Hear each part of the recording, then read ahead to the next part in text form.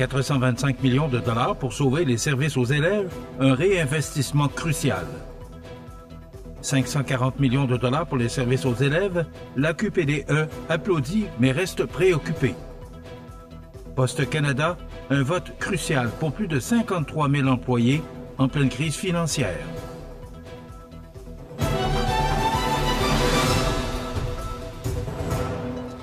Vendredi 18 juillet 2025. Bonjour mesdames et messieurs et bienvenue à votre bulletin régional sur le réseau de télévision CEMA TV. La Fédération des centres de services scolaires du Québec se réjouit d'une décision importante du ministère de l'Éducation du Québec.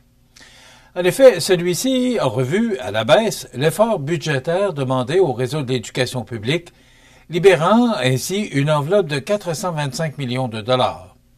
Ce montant permettra de rétablir en grande partie les services directs aux élèves qui étaient jusqu'ici menacés. Malgré ce réinvestissement bienvenu, des efforts budgétaires demeurent. Les mesures d'optimisation entamées depuis la mi-juin feront donc l'objet d'une révision afin de réduire leur impact sur les services offerts aux jeunes Québécois. Pour le président-directeur général de la Fédération, Dominique Robert, ce réinvestissement vient répondre aux inquiétudes exprimées par le réseau scolaire, les parents et la population en général. Cependant, il rappelle que, à 6 semaines de la rentrée, le défi reste immense, tant sur le plan logistique qu'humain. Les centres de services scolaires doivent, dès maintenant, évaluer quels services qui pourront être rétablis et se mobiliser pour assurer une rentrée harmonieuse. Dominique Robert souligne que beaucoup de rigueur et de solidarité seront nécessaires pour relever ce défi en si peu de temps, mais il affirme que les centres de services scolaires sont déjà à pied d'œuvre pour redéployer les services essentiels à la réussite des élèves. Rappelons que la Fédération des centres de services scolaires du Québec regroupe tous les centres de services scolaires francophones du Québec, ainsi que le Centre de services scolaires du littoral. Ces organisations desservent plus d'1 million d'élèves dans les écoles primaires, secondaires, en formation professionnelle et en éducation des adultes. En plus de soutenir ses membres dans plusieurs domaines clés tels que les relations de travail, les ressources humaines, le transport scolaire ou encore les services éducatifs, la Fédération des centres de services scolaires du Québec joue aussi un rôle stratégique en coordonnant avec le ministère de l'Éducation la négociation des conventions collectives dans le secteur de l'éducation publique. L'Association québécoise du personnel de direction des écoles accueille favorablement l'annonce faite par le ministre de l'Éducation Bernard Drinville qui prévoit un réinvestissement de 540 millions de dollars dans les services aux élèves.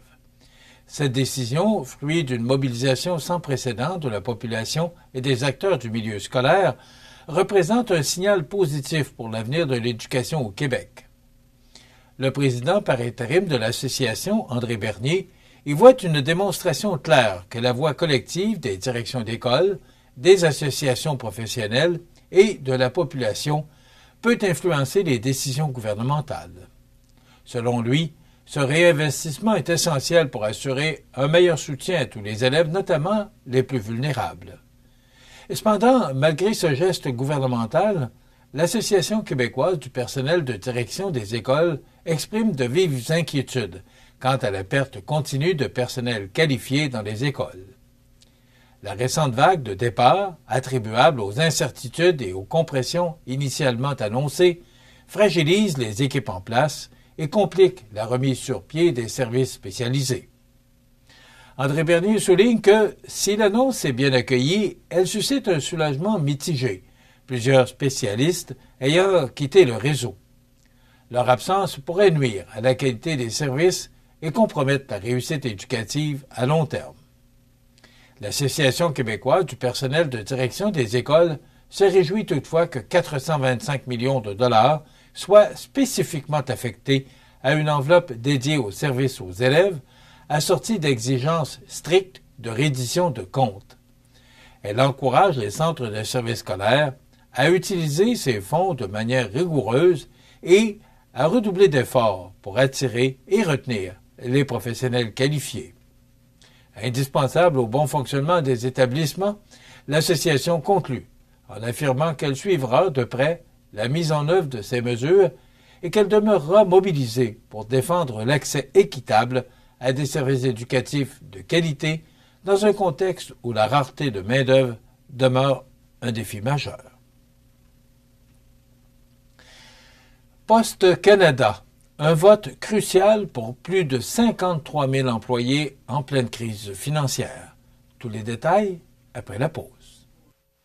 Le restaurant Pizzeria Porto Bellissimo, un incontournable à Saint-Jean-Port-Joli. Pizza débordante de garniture, menu varié et abordable. Délicieux dessert avec des produits de grande qualité des gâteries de l'Ami. Porto Bellissimo et les gâteries de l'Ami, route de l'église à Saint-Jean-Port-Joli. Cet été, laissez-vous porter par la musique. Du 17 au 20 juillet, le Festival Guitare en Fête de Lille vous propose 15 spectacles, dont Tire le Coyote, Jelly Tapa et une soirée avec Beatles Studio à ne pas manquer. Billets en vente sur place, argent comptant seulement. Information guitaresenfête.com. Vous regardez CEMA TV, le réseau de l'information sur la Côte-du-Sud. Poste Canada et ses employés syndiqués s'apprêtent à franchir une étape déterminante dans la longue saga de négociations collectives qui les oppose depuis maintenant 19 mois. À compter de 7 heures le 21 juillet 2025 et jusqu'au 1er août à 17 heures, plus de 53 000 employés représentés par le syndicat des travailleurs et travailleuses des postes seront appelés à se prononcer sur les offres finales de leur employeur dans le cadre d'un vote supervisé par le Conseil canadien des relations industrielles, un tribunal administratif indépendant. Ce scrutin survient alors que la situation financière de Poste Canada s'est fortement détériorée. En juin seulement, l'entreprise a enregistré, écoutez bien, des pertes évaluées à près de 10 millions de dollars par jour, soit plus du double des pertes quotidiennes constatées à la même période l'an dernier. Cette chute brutale découle de l'incertitude provoquée par le conflit de travail et de la décision de certains clients de se tourner vers d'autres fournisseurs pour leur livraison. Depuis décembre 2024, malgré 4 offres globales, des séances de médiation et une commission d'enquête sur les relations de travail, les discussions entre Poste Canada et le syndicat demeurent dans une impasse. En mai dernier, la commission concluait d'ailleurs que Poste Canada se trouve confronté à une crise existentielle et que des modifications ponctuelles au statu quo ne sont plus une option. Les offres soumises au vote ont été déposées par Poste Canada le 28 mai dernier. Elles incluent notamment des augmentations salariales cumulées de 13,59 % sur 4 ans, une prime à la signature de 1 000 $ pour les employés à temps plein et de 500 $ pour les autres, le maintien du régime de retraite à prestations déterminées, ainsi qu'une sécurité d'emploi qui demeure parmi les meilleures de l'industrie. De nouveaux postes à temps partiel avec horaires prévisibles et avantages sociaux seraient également créés afin de répondre aux fluctuations des volumes, particulièrement durant les fins de semaine. Le vote se déroulera en ligne ou par téléphone et concernera tant les unités urbaines que celles des factrices et facteurs ruraux et suburbains. Chaque unité se prononcera sur sa propre offre et, si la majorité se montre favorable, la convention collective en cause sera entérinée, mettant fin à ce conflit prolongé. Pour Poste Canada, ces changements visent à moderniser le modèle de livraison afin de mieux refléter les volumes actuels, d'améliorer le service à la clientèle, de protéger les emplois et de relancer le secteur des colis au cœur de ses activités. Reste à savoir si le personnel acceptera ces propositions qui pourraient définir l'avenir de l'institution et garantir la pérennité d'un service jugé essentiel par bien des Canadiens.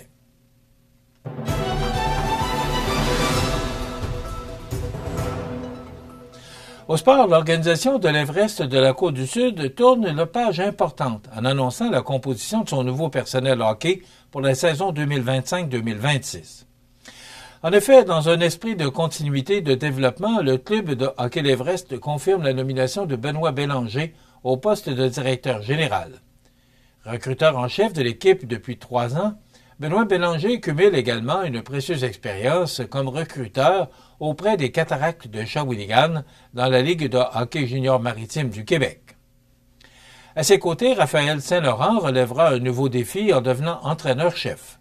Bien connu au sein de l'organisation, Saint-Laurent évolue avec l'Everest depuis 3 ans, d'abord comme directeur général adjoint, puis comme entraîneur adjoint, ces 2 dernières saisons.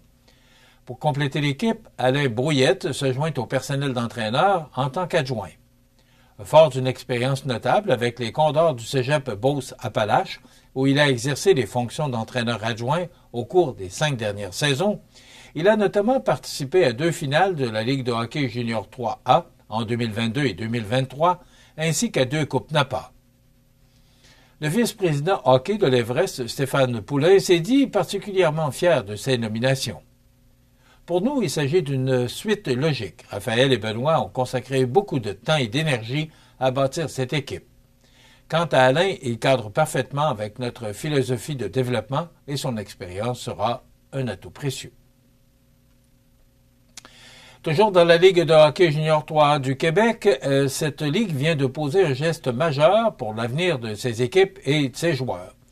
En effet, la Ligue a annoncé un nouveau partenariat stratégique avec Sportlogiq, chef de file mondial en analytique sportive propulsé par l'intelligence artificielle. Dès la saison 2025-2026, les 13 équipes de la Ligue auront accès à la plateforme Ice Edit, une solution technologique à la fine pointe, permettant une analyse détaillée de la performance des joueurs et des stratégies collectives. Concrètement, cette plateforme offrira aux entraîneurs, joueurs et membres du personnel hockey plus de 500 indicateurs de performance déjà utilisés au plus haut niveau, notamment dans la Ligue nationale de hockey. Parmi ces métriques, on retrouve les buts attendus, les entrées et sorties de zone contrôlées, ainsi que la répartition des tirs. Autant d'outils qui permettront une préparation plus précise des matchs, une meilleure évaluation des performances et un soutien au développement à long terme des athlètes. Le commissaire de la Ligue, Kevin Fixby, partage cette vision et y voit une avancée déterminante pour la Ligue. Le partenariat avec Sportlogiq nous permet de franchir une étape importante dans le développement de nos joueurs et le soutien à nos équipes. Sportlogiq est une entreprise spécialisée en analytique sportive reconnue mondialement. Elle fournit des services avancés de suivi de données et de traitement vidéo pour plusieurs sports, mais se démarque particulièrement dans le hockey sur glace. Sa technologie brevetée de vision par ordinateur permet d'extraire des données précises à partir de simples images vidéo, offrant ainsi une lecture en profondeur des performances individuelles et collectives.